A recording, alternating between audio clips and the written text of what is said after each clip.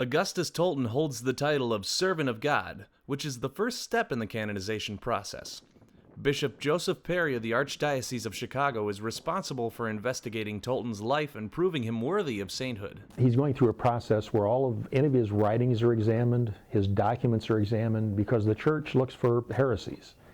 And if he wrote anything heretical, it would call into question the whole process of his being a priest, a priest going to sainthood. The next step of the process is exhumation, which is where they dig up his body to check its condition. He most likely was not embalmed.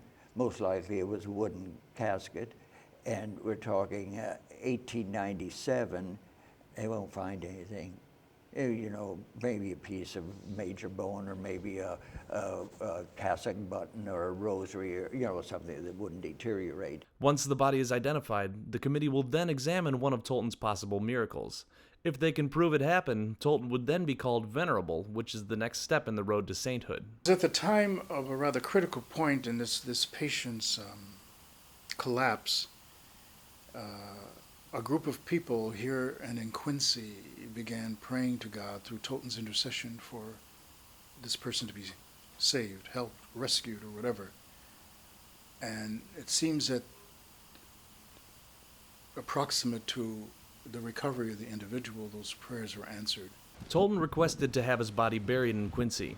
After the exhumation process, his remains will be moved to a shrine in his name. Bishop Perry says the shrine will most likely be located at St. Boniface Church.